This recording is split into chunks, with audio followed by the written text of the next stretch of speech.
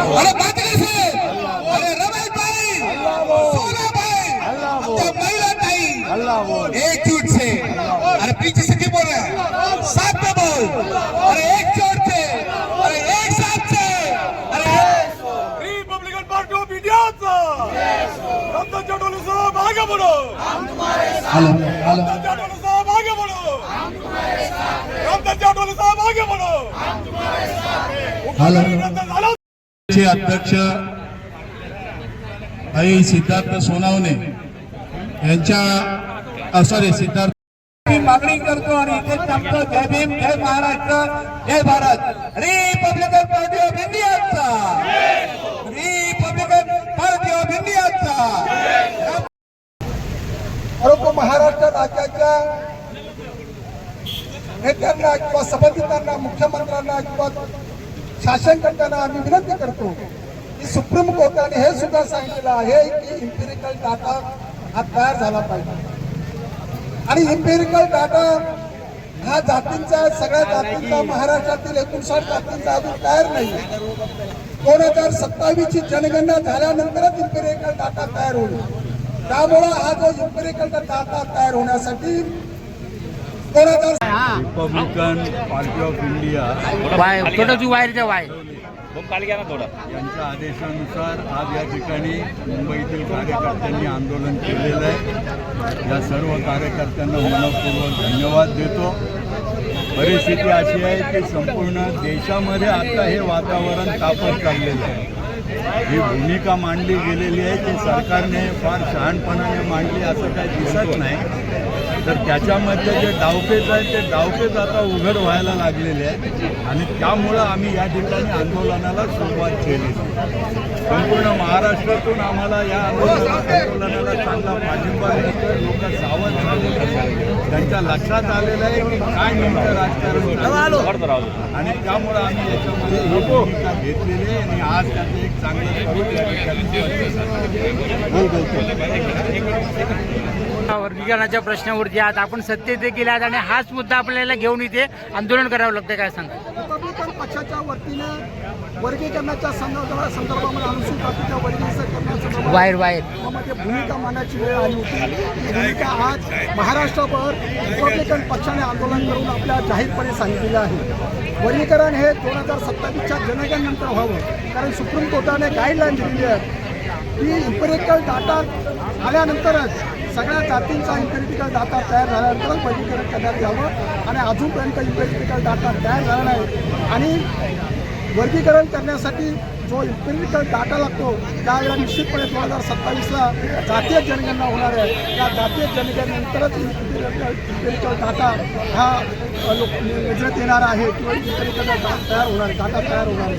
त्यामुळे रिपब्लिकन पक्षाची भूमिका आहे की 2027च्या नंतर वर्गीकरण करण्यात यावं. वर्गीकरण करायचं जरी असलं तरी त्या सरकारने मदर आयोग हा एकांगी आहे.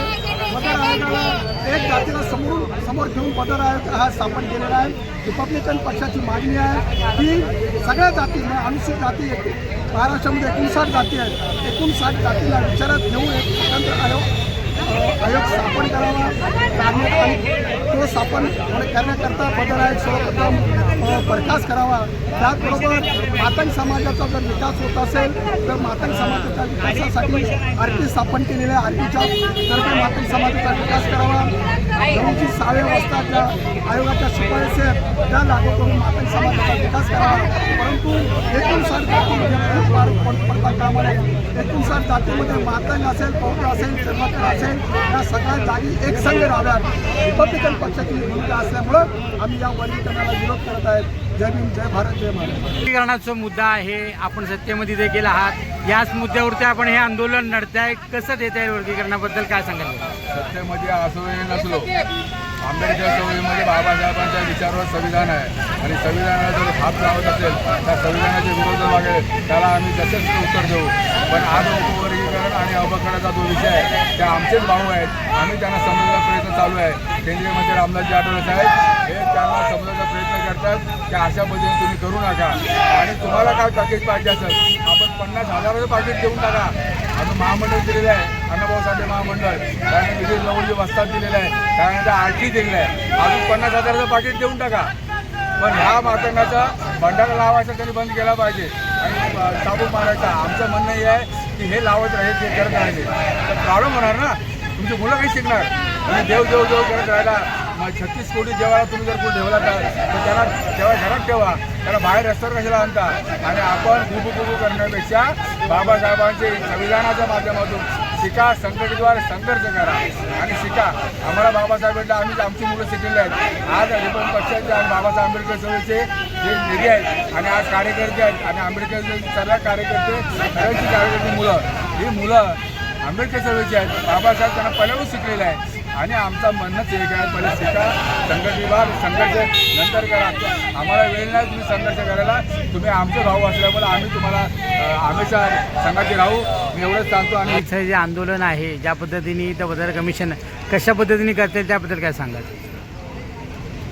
सर्वप्रथम मी तर खरं तर या महाराष्ट्र शासनाला आम्ही जागा करण्यासाठी आणि याचा इथल्या व्यवस्थेला जागा करण्यासाठी आमचं हे जे जातीमध्ये जे तेढ निर्माण करण्याचं काम करतं आहे त्याच्या विरोधात आमचं हे आंदोलन होतं. आमचं आंदोलन कुठल्याही जातीच्या विरोधात नव्हतं. जे आमचं हक्काचं आरक्षण आहे, जे वर्षानुवर्ष आम्हाला जे मिळत आलं आहे ते आम्हाला पुढेही असंच मिळावं, याच्यामध्ये कुठल्याही इतर जातीचा समाविष्ट होऊ नये यासाठी आजचं खरं तर हे आंदोलन आहे.